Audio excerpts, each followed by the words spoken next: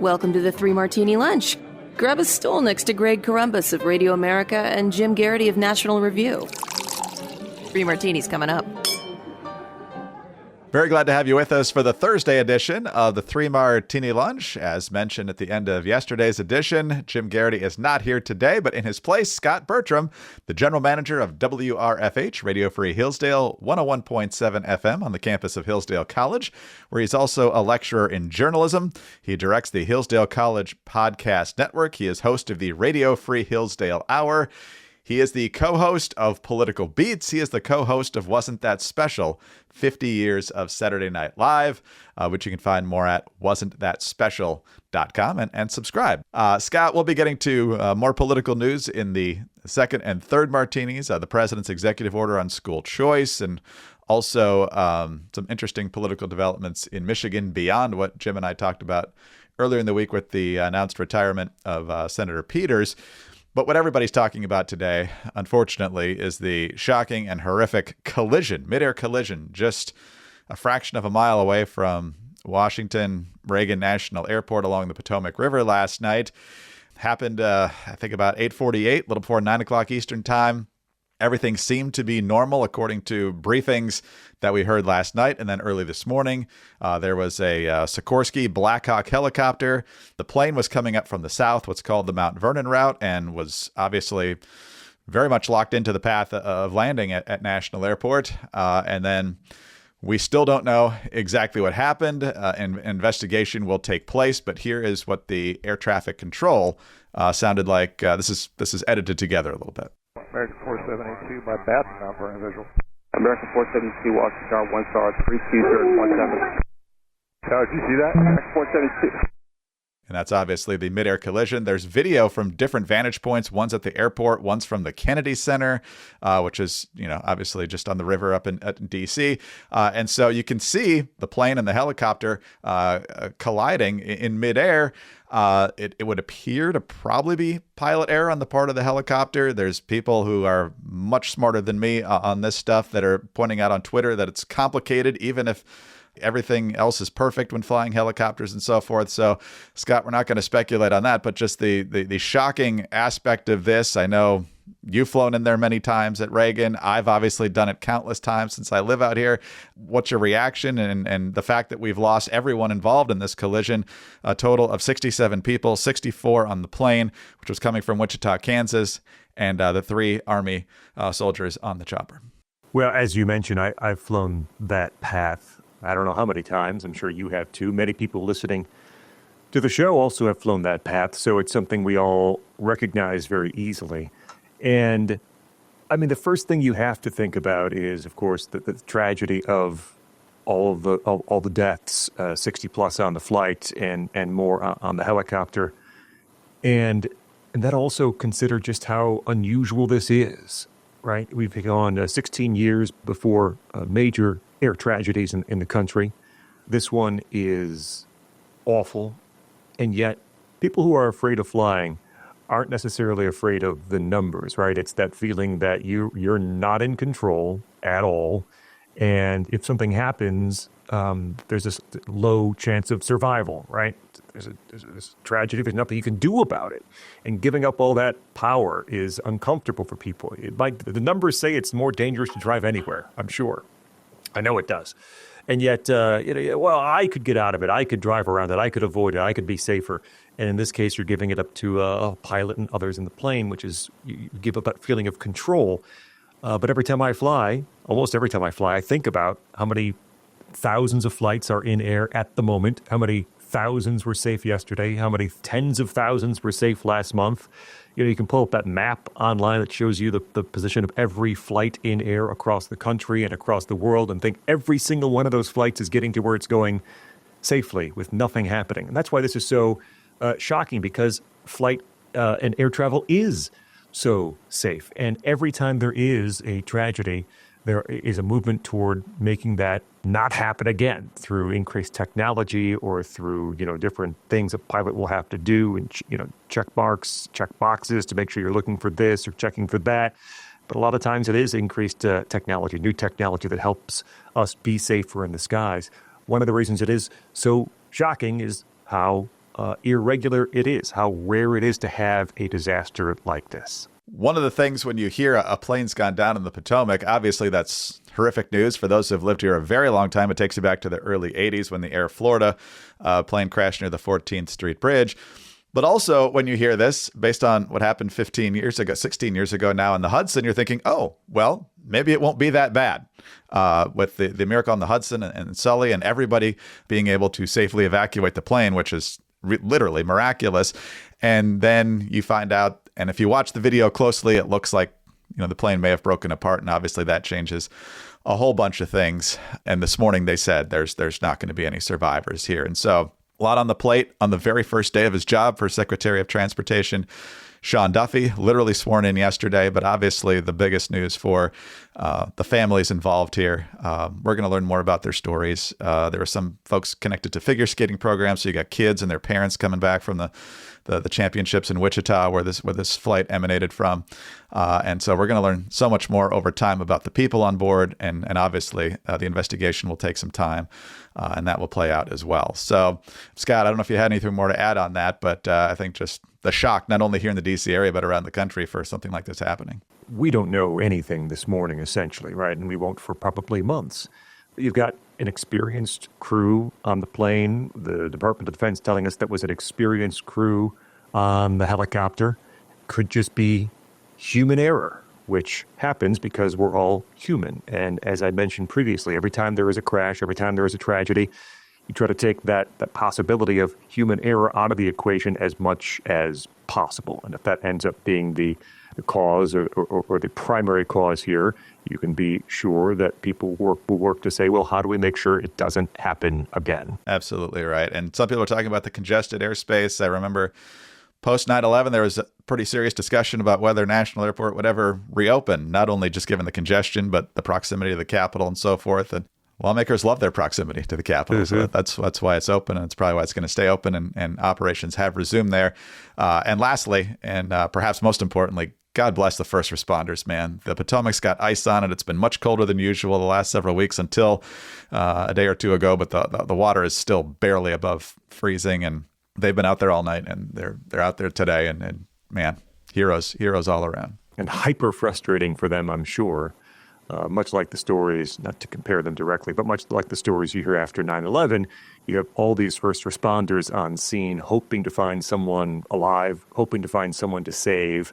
In the case of 9/11, there were very, very, very, very few, people who were found in those hours and days afterwards. And there were some reports last night, maybe doesn't matter at this point, that there may have been someone who was alive. I think there was a report of 4 people were pulled and taken, but as you said this morning, no one. That's got to be. I mean, those guys have to live for the opportunity to help someone, to save someone, and to go through a tragedy like this and have no opportunity for that either. That's hard on them, I imagine.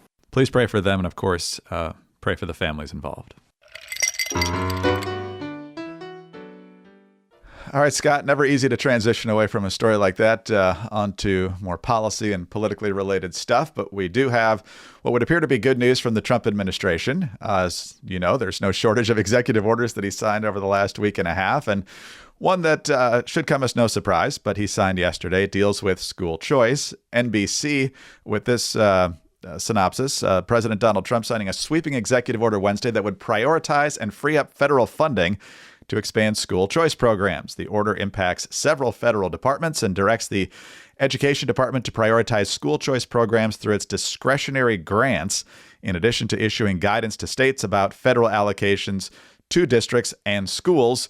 Quote, within 60 days of the date of this order, the Secretary of Education shall issue guidance regarding how states can use federal formula funds to support K-12 educational choice initiatives. And to NBC's credit, they actually included quotes from people who like school choice, which is not all that typical. And they one of those was Frederick Hess, the director of education policy at the American Enterprise Institute, which is a center-right think tank. And he likes this idea because of what we're seeing in the latest standardized test nationwide. And the White House mentioned this in the order too, Scott.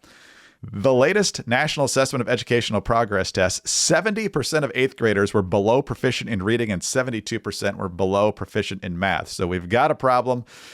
It's always been a problem, or at least in recent times, certainly exacerbated by the pandemic and distance learning and all that stuff. But giving parents the option to not only put their kids in the schools they want to, but let their money, their tax dollars follow them, is something that the right has championed for a long time. I've got a little bit of a challenging question for you coming up after this, but I just want to get your overall general reaction to the president's orders here. Well, it's great. This is powerful. This is something that has been a favorite cause of mine for years and years. I mean, more than a decade. I was talking about this when I was hosting shows in other cities and in Illinois, specifically because Illinois is not a choice state, a school choice state. There are a few charters in Chicago. There are a couple in Rockford, there are a couple in Peoria, but it's a very low number. And so in Illinois, what zip code you live in, what block you live in determines what public school you are authorized to attend. And my wife and I, before we had children, before they were conceived, before we were even married,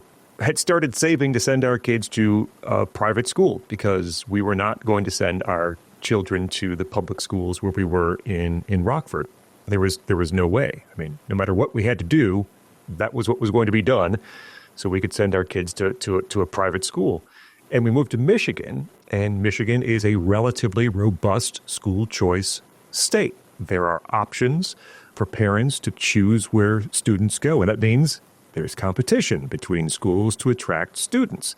And even where we are in little Hillsdale, Michigan here, there's a charter school and then a classical charter school and then another school that's available, plus the local public school. Or if you want to go to the public school in the next city over, or the other city over there, or the other city over there, you can choose any of those. And that means that students are able to find a place where they are best able to learn. And it's amazing to hear the conversations that take place among parents about why they chose this particular school and what the strengths are here and why we want to go here. And even at that, if you do want to pay for a private school, there's that option too. But just for public and for charters, there are many options in Michigan, which is it's fantastic. The more parents that have access to that kind of choice, I think the better it will be for our educational system. So here's the question, Scott, and being at Hillsdale and understanding the education issue very well, here's the question. Because Hillsdale, of course, is most famous for the fact that it doesn't take government money. Therefore, it doesn't have to do what the government demands other schools do when they take government money, including student loans. So if we're talking about federal grants here, federal money coming into some of these private, religious, charter schools, doesn't that come with at least the risk of the federal government? And don't just think about this administration, but one that's going to be less favorable to potentially the education that you want, having a thumb on the scale in terms of what the curriculum looks like. Well, I'll start by saying this is my answer, not the college's answer. They might have something, not that we'd be differing, but I'm sure they have something very, very official statement on this. But the answer is yes, of course. And this is the reason that Hillsdale College takes no money, period, whatsoever, from the federal government, from the state government.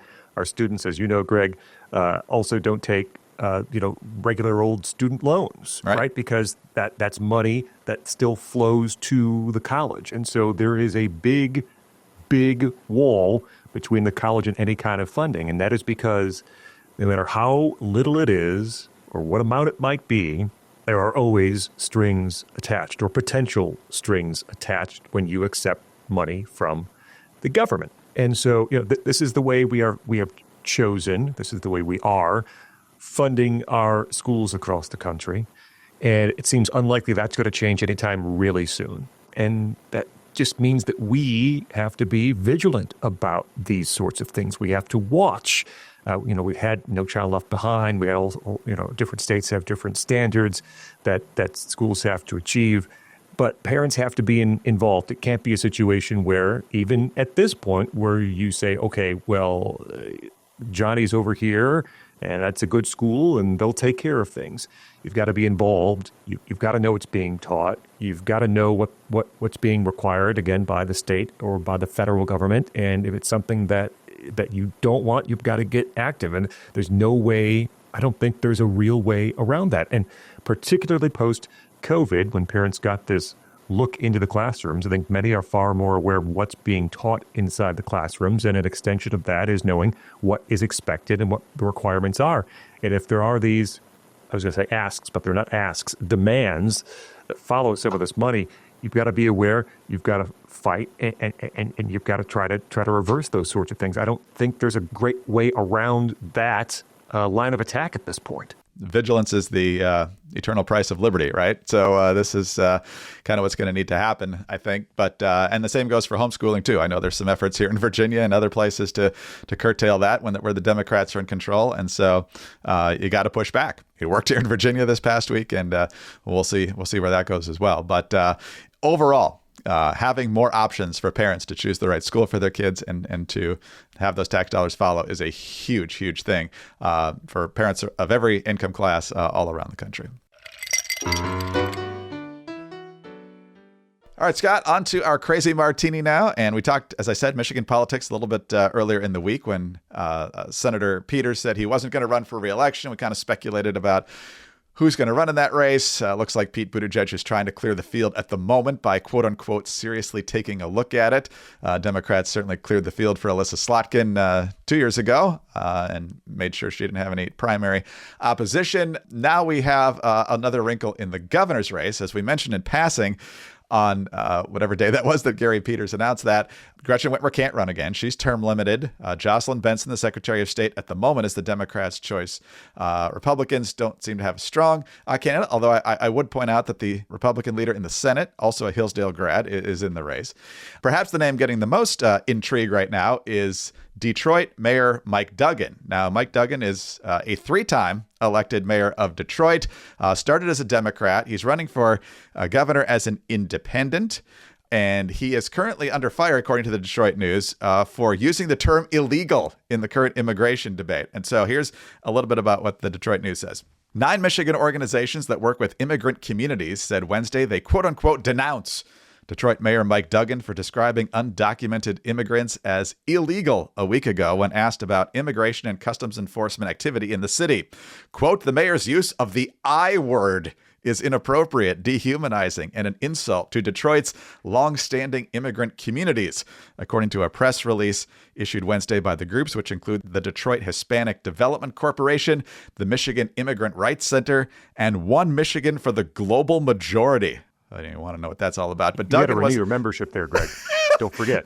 Duggan was unapologetic, describing the Wednesday criticism as political correctness and saying the group's larger concern stems from Detroit's longstanding policy of cooperating with federal immigration officials regarding the detention of undocumented immigrants with criminal records. It's a fun way to put it, Detroit News. Quote, during my term as mayor, Detroit has been a welcoming city where we support the success of immigrants. But when Detroit police make a criminal arrest and DPD, Detroit Police, gets federal notification that a person in custody is in the country illegally, we should not and do not shield you from federal enforcement. He went on to say ICE has a list of those they're looking for who are illegal immigrants who have committed crimes. And when one of the people we've arrested comes up, they will contact us. And if we have them in custody at the Detroit Detention Center, we'll turn them over to ICE. And that's the quote actually from last week where he used the word illegal. So, Scott, this not only sounds like a pretty pragmatic approach from the mayor of Detroit, unlike a lot of other more liberal mayors around the country, it may impact the governor's race. How do you see it? I think Mike Duggan couldn't have paid for a better story if he tried. This is very interesting. Actually, the Sunday Free Press this past week, or 2 weeks ago, had a big Sunday story about Duggan's run for governor as an independent, what his strategy was, how he was trying to put things together. And this sort of story in which he appears to be the rational, normal guy can only help him. It's going to be a fascinating 2026 in Michigan for reasons I know that you and Jim had talked about previously this week. There's going to be an open Senate seat. Pete Buttigieg is here. He lives in Traverse City now. He could run for governor. He could run for Senate. He could run for nothing. But I mean, come on, let's get serious. He's running for something. My guess would be Senate because Pete Buttigieg doesn't really want to work, as we've found out these past years. He just wants the title and the honor, and that definitely is senator, not governor. That'd be my guess. There's going to be a very crowded Democratic race for governor. That's one of the reasons that Mike Duggan is running as an independent. But you've got the current lieutenant governor, Gavin Gilchrist, who might run. You mentioned that Secretary of State Jocelyn Benson already is in the race. Dennis Nessel, the attorney general, could run. There's a prominent sheriff in the state that could run. There's a prominent state senator that could run. Very crowded on the Democratic side for governor. Duggan's mayor of Detroit. He's an old white guy who's mayor of Detroit, which should tell you a bit about his political prowess. Like, he knows how to get elected. And I think he looked at the potential for a bruising Democratic primary and said, maybe there's a different way. And that way is running as an independent. Now, there are hurdles in terms of ballot access. And, there's even simple things like, hey, I need people to work on my campaign. But if you're a Democrat who works on my campaign as independent to try to beat a Democrat, will you ever work in Democratic circles again? Right? There's questions like that. But if there is a pathway to victory, you can sort of sketch it out. And that is, most of the Democrats who are running can be very easily painted as under the thumb of, say, the far left element of the party. And that's still Jocelyn Benson, absolutely. And those are the two most prominent names right now. And the Republicans of the state do not have a very deep or strong bench right now. There's talk that Tony Dungy might run for Senate, which is weird because Tony Dungy doesn't, live in Michigan, hasn't for, decades. 50 years. Yeah. But, John James is a congressman. Why would he come back and be governor? Not sure that would happen. Mike Rogers just lost in a very close Senate race in November this past year. You mentioned Eric Nesbitt, who's running for governor right now, the state senator. And so, you can sort of sketch a path where maybe the Republican nominee could be too conservative for voters in the state, for some voters in the state. The Democratic nominee could be far too liberal for many voters in the state, and all of a sudden you've got Mike Duggan, the lukewarm porridge in the middle. The Goldilocks candidate, yeah. Right, and he has won multiple elections in the past, if I'm not mistaken, at least one, I believe multiple, where he has won a plurality, not a majority. And if that's the kind of race the governor's race is shaping up to be in 26, he's a guy who's already done that. And if you could avoid being, again, under the thumb, under the control of the far left element, people like this who will put out press releases because you say the word illegal. And he's unapologetic about it, which is exactly the way he should be, right? If you can show some independence from that wing of the party, and those voters who helped Donald Trump win Michigan in November are the kind who are open to a guy who's not necessarily beholden to a specific party. But I'm not endorsing. I don't think he'd be great by any stretch of the imagination. I'm just saying, if you're Mike Duggan, you can kind of see how this might work. It's a 35, 30, 25, whatever that split is, right? You can perhaps paint a pathway to victory. You combine all of that with the Senate race. It's going to be fascinating the next 18 months or so here in Michigan. Yeah, no doubt about it. And how many Detroit mayors in our lifetime would be a viable statewide candidate? The list is short. The list is short. So we'll see if this gets off the ground because, folks are so generally committed to the parties they support in the primaries and so forth that we'll see if he's got a pulse. And then if he does, if he gets into double digits and then maybe 20, 25%, then all of a sudden the dynamics change in that race in a big old hurry. But we got to see who gets in here, I guess. And again, back to that free press story very quickly. He laid out a strategy, which is he doesn't want to do the attacking. He wants people to attack him. He thinks that makes him more palatable and more interesting for voters. So he loves the fact that he's getting called out for this. He wants Democrats to attack him for abandoning the party. Republicans are going to attack him for various reasons too. Absolutely. His strategy, again, is not to get caught in that muck. And essentially, the more people attack him, the better he looks by default. So it's a strategy. Exactly. And you get attacked for, fringe issues like this. Yes. All the better. If you get attacked for, financial malfeasance or something, that's a whole different story. But this is a guy, again, we're not endorsing him, but, he came in and the first things he dealt with were blight and making sure emergency services were going and making sure the streetlights actually worked. So, yes, that's a big one. Turning the streetlights on was a major accomplishment of the Detroit mayor. Yes.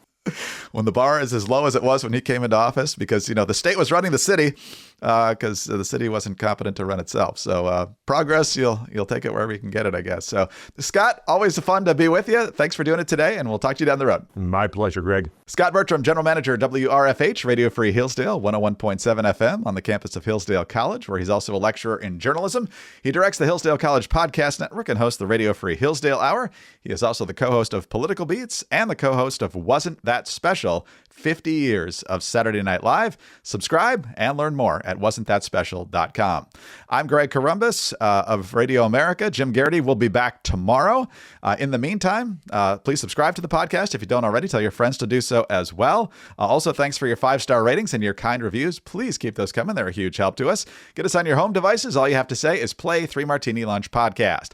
Follow us all on X. Scott is at Scott Bertram with just 1 T in Scott. Jim is at Jim Garrity. I'm, again, now at Greg Columbus. And have a great Thursday. Join us again Friday for the next 3 Martini Lunch.